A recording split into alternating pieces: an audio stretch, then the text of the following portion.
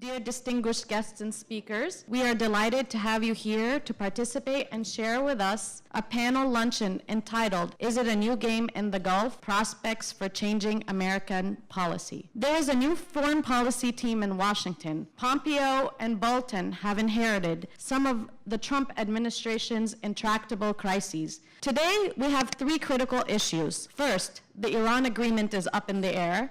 Second, a frozen relationship between our most important allies. And third, the ongoing civil war in Yemen that is actually going nowhere. So the title of our program is "The New Game in the Gulf and Prospects for Changing American Policy." So the way I'm thinking about this is that there's change and turbulence on both sides, both on the U.S. side and on the Gulf side. So let me just quickly go through the Gulf side, the American side, and what I see as a list of challenges facing this important relationship. We should note that today, Sheikh Tamim is in the White House. Last week, it was Mohammed bin Salman. Next week, it's Mohammed bin Zayed. So there's a lot of these conversations happening in Washington at the official level, and having these unofficial conversations, I think, tries to fill in some of the story or helps us all understand what is actually in play at the official level. So first, I think it's a remarkably dynamic period in the Gulf itself. We have witnessed over the last 5 years leadership and generational change in a number of the countries. A youth culture is on the rise, being empowered to take more initiative. We see new entrepreneurship. We see new young leadership in the region. A remarkable transformation of the cities, new environmental consciousness. The wealth of the Gulf states is now playing out on the global stage with very significant philanthropy around the world on the part of Gulf countries. But on the darker side, the tensions with Iran have not abated. We're now witnessing possibly this secret war between Israel and Iran is ratcheting up this week. Barbara will say more about that. And we do see, of course, these really, I would say, almost tragic dysfunction in the GCC family of the countries really dug in not being able to resolve what I think is a highly personalized leadership dispute that erodes the Gulf's effectiveness to be a security partner of the United States. I do think we are on the cusp of what could be an uptick in deep worries about proliferation in the region if the Saudis are persuaded that they need to launch a national nuclear program themselves in the face of the uncertainty of Iran's status. That will not be something that brings greater stability to the region. It will change the U.S.-Saudi relationship, as the United States, I think, will be compelled to be monitoring Saudi peaceful nuclear energy developments very closely for any signs that this is also the platform for a weapons program. I think we also have to worry about the changing geopolitical dynamics in the region with the emergence of Asian actors. Some of that may be a very salutary thing.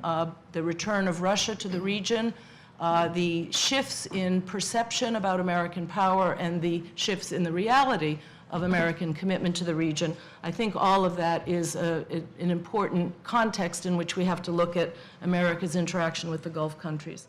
And then the third area of principal concern for the Gulf is Iran. And again, despite the rhetoric on the campaign trail, the Trump administration has done little that fundamentally affects those aspects of Iranian behavior that are most concerning to the Gulf. The ballistic missile programs, interference in the internal affairs of its neighbors, primarily Yemen and Bahrain, and support for terrorism. In fact, the Gulf states, as well as Washington, appear to have accepted the idea that Syria is irretrievably lost to Iranian domination. The Saudis have reversed their policy on engagement with the government in Baghdad, but they also recognize that the Iranians are not about to lose their foothold there. But the bottom line, I think, is that new faces don't necessarily mean new policies. And again, I agree with Ellen completely on this. In fact, despite their enthusiasm for the new team, the Saudis and the Emiratis may quickly see that the changes in the personnel don't necessarily bring real change in U.S. policy. Sheikh Tamim is visiting the White House today. The U.S. will almost certainly reiterate its calls for a negotiated settlement of the intra-GCC dispute, which the President did in his phone calls to Gulf leaders last week. While the U.S. has agreed to put off the GCC summit, which they perceived as the opportunity for Donald Trump to really bring closure to the GCC dispute, the intra-GCC dispute, the fact is that the Saudis and the Emiratis clearly would have preferred that the offer be canceled entirely rather than simply postponed until later in the year. And even without Tillerson at state, U.S. interests in preserving the GCC, protecting Qatar, ensuring continued U.S. access to the critical Al Udeid air base haven't changed. DOD and the state bureaucracy, at the very least, can be relied on to continue advocating a firm U.S. position on bringing a negotiated solution to the conflict. In the meantime, the talk that we've heard recently about digging canals and building nuclear waste disposal sites on the Saudi-Qatari border is not likely to impress Washington, and in fact may increase anti-Saudi sentiment on the Hill and elsewhere around town. I would kind of disagree with the point, I think, Jerry, that you made, that the Gulf states, that at least Saudi Arabia and the Emiratis would be happy if the U.S. leaves the JCPOA.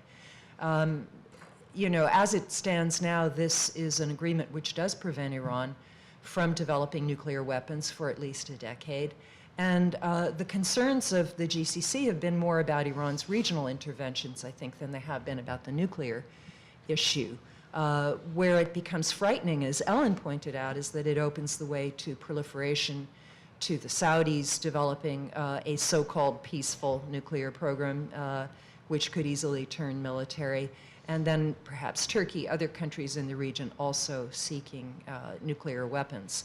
So as far as I can see, it's a no-brainer to stay within the JCPOA to try to reach a follow-on agreement, possibly, but not to simply walk away.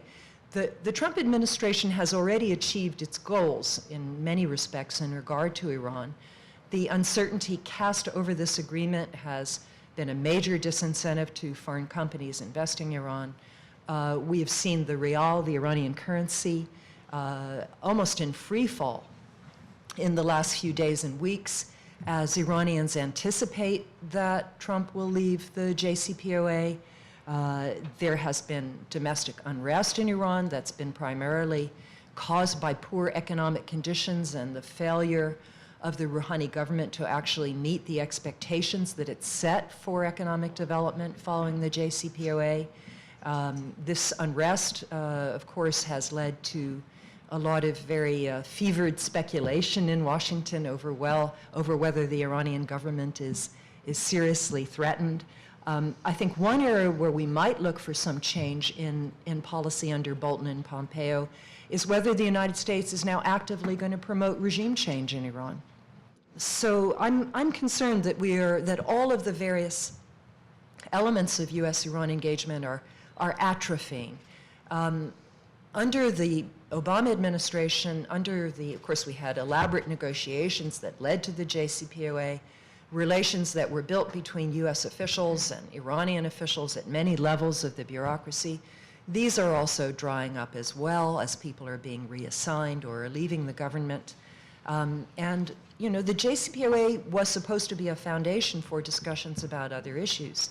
The United States could have used it to talk about Yemen, to talk about Syria, to advocate for conflict resolution, and that has not happened. Instead, it is the channel, such as it is being used to ask for the release of dual nationals and others who are still in detention in Iran. The only bright spot, frankly, since Trump came in, is that there have been no incidents in the Persian Gulf between Iranian Revolutionary Guard speedboats and the American Navy for about a year now. And that is definitely a bright spot. I think Trump should claim some credit for intimidating the Iranians from carrying on this provocative behavior. But again, if the United States leaves the JCPOA, we lose this leverage, and Iran will retaliate.